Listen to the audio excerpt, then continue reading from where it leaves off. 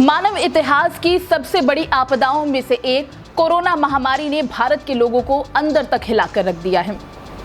Corona virus ने लोगों की आर्थिक स्थिति पर भी बुरा असर डाला है। ऐसे में कई लोगों ने अपनों को खो दिया। इसकी वजह से उनको आर्थिक मुश्किलों का सामना करना पड़ रहा है, क्योंकि इन लोगों ने अपने परिवार के उन सदस्यों को खो दिया है जिनकी वजह से उनकी रोजी रोटी चल रही थी। ऐसे में कड़ी मुश्किलों और मुसीबतों के साथ साथ चुनौतियों का सामना उन्हें करना पड़ रहा है।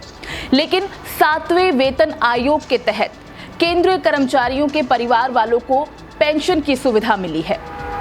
ये क्या है, आइए जानते हैं इस पूरी जानकारी के बारे में विस्तार से। अगर किसी परिवार में पति पत्नी दोनों केंद्रीय कर्मचारी हैं और CCS पेंशन रूल्स 1972 के तहत कवर है, तो रिटायरमेंट या दोनों की मौत के बाद उनके बच्चों को 2 पेंशन मिल सकती हैं।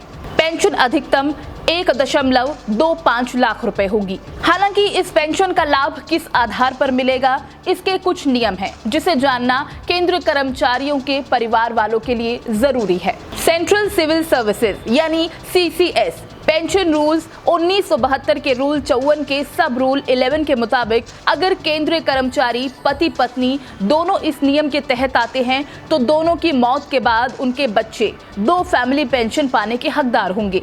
बच्चों को मिलने वाली ये फैमिली पेंशन अधिकतम 1.25 लाख तक हो सकती है। इस नियम में ये भी है कि अगर पति पत्नी दोनों सरकारी नौकरी में हैं और रिटायरमेंट के बाद किसी एक की मौत हो जाती है तो पेंशन उसे मिलेगी जो जिंदा होगा। अगर रिटायरमेंट के बाद दोनों की मौत हो जाती है तो उनके बच्चों को पेंशन मिलेगी। इससे पहले नियम था कि अगर किसी केंद्रीय कर्मचारी की मौत हो जाती है तो उनके बच्चों को फैमिली पेंशन के रूप में 45,000 रुपए मिलते थे। ये नियम पेंशन रूल 54 के सब रूल 3 के तहत आता था। अगर बच्चों को दोनों पेंशन दी जाती थी तो सब रूल 2 के तहत पेंशन की राशि 27,000 होती थी।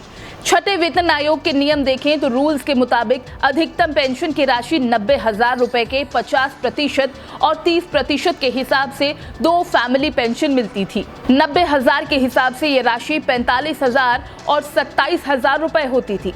7वें वेतन आयोग के तहत अधिकतम पेंशन 2.5 लाख रुपए तय की गई है और इसी के आधार पर इस नियम में बदलाव किया गया है। अगर पति पत्नी दोनों केंद्रीय कर्मचारी हैं और रिटायरमेंट के बाद दोनों की मौत हो जाती है तो 1,25,000 रुपए की एक पेंशन और दूसरी पेंशन 75,000 रुपए की नॉमिनी बच्चों को मिलेगी।